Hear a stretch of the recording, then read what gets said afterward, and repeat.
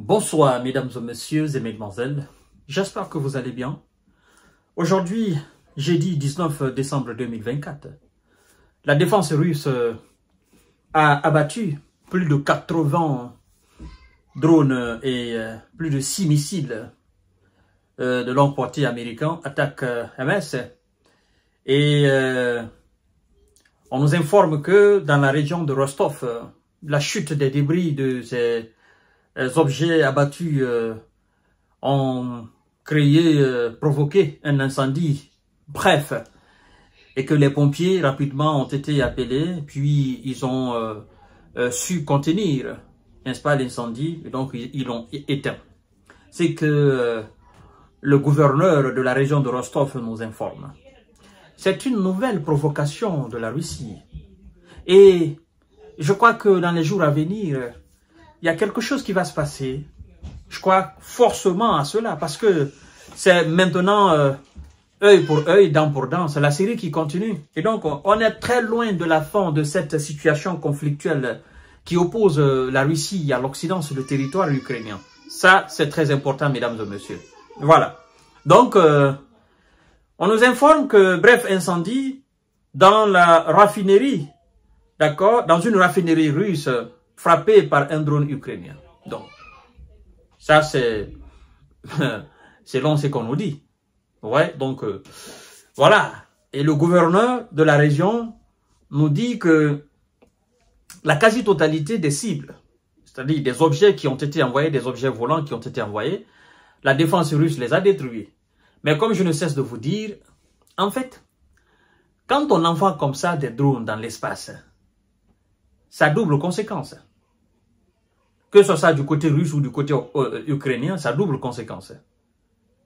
Ça va créer des problèmes d'une manière ou d'une autre.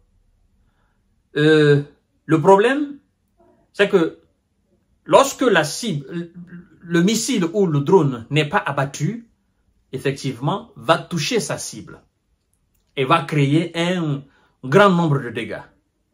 Mais lorsque le drone ou le missile aussi est abattu dans l'espace aérien, vous savez, quand on abat un tel engin dans l'espace, il y a la déflagration et il y a des débris qui tombent forcément. Donc si ces débris tombent dans un lieu où il y a un bon nombre de concentration d'hommes, forcément ça va créer des problèmes.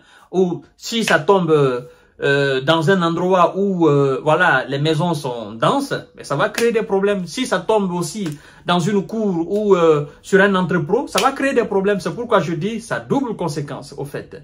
Mais le fait de les abattre, ça diminue. Vous comprenez? Ça diminue la gravité. C'est surtout ça.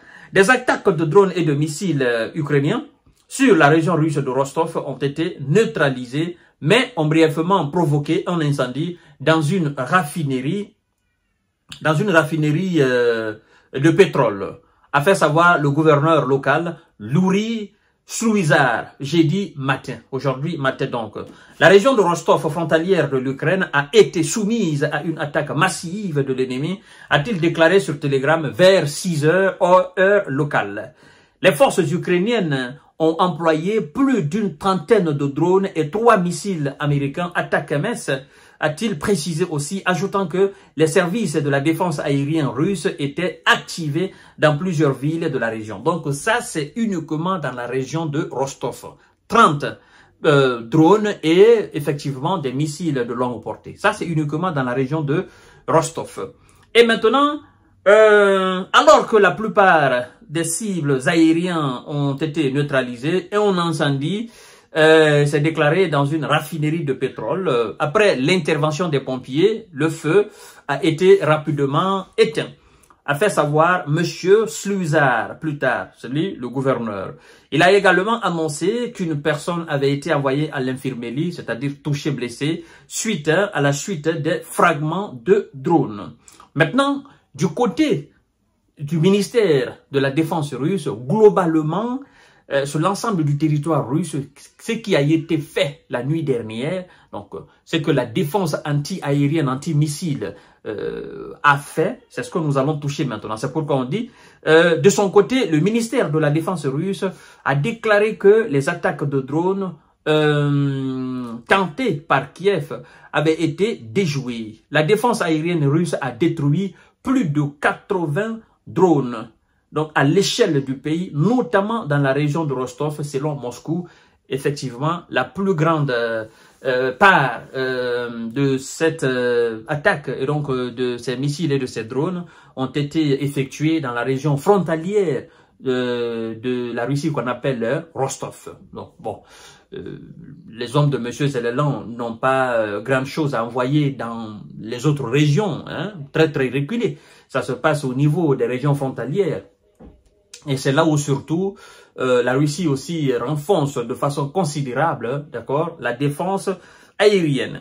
Les régions frontalières de la Russie sont fréquemment la cible des forces ukrainiennes. La semaine dernière, 2 attaques, nous-mêmes nous avons fait une émission là-dessus, distinctes ont visé Rostov ainsi que la région occidentale de Bryansk, provoquant l'incendie d'un terminal pétrolier et endommageant une entreprise industrielle.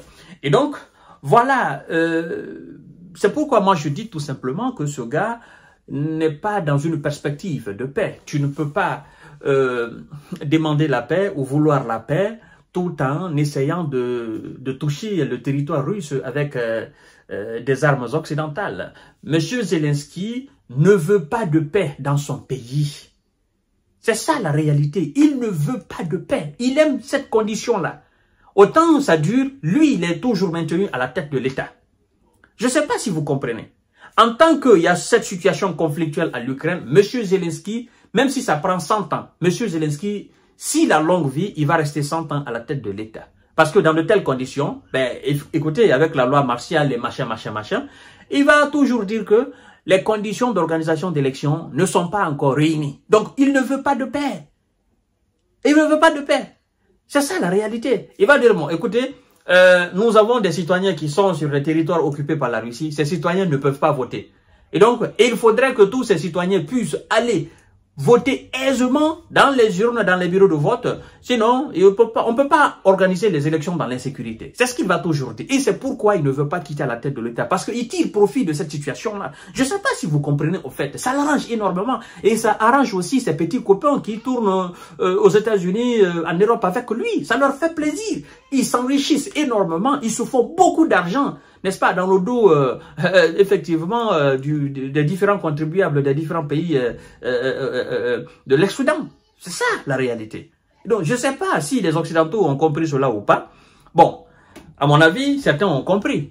Sinon, M. Zelensky ne veut pas de paix chez lui. C'est pourquoi il donne l'ordre d'essayer de frapper le sol russe. Et il sait qu'en essayant de faire cela, la Russie va répliquer. Et en répliquant, il va se dire, bon, écoutez, vous voyez, nous sommes dans cette condition, il faut que vous donniez des armes, il faut que vous nous souteniez. On ne peut pas organiser les élections dans de telles conditions. Le pays est dans l'insécurité, on ne peut rien faire. Donc, donnez-nous des armes, donnez-nous des missiles, donnez-nous des systèmes de défense. Donnez-nous tout ce que vous avez pour contrer la Russie. Voilà, mesdames et messieurs, je vous reviens tout à l'heure pour notre série d'informations décortiquage. Merci beaucoup et partagez largement la vidéo dans tous les groupes.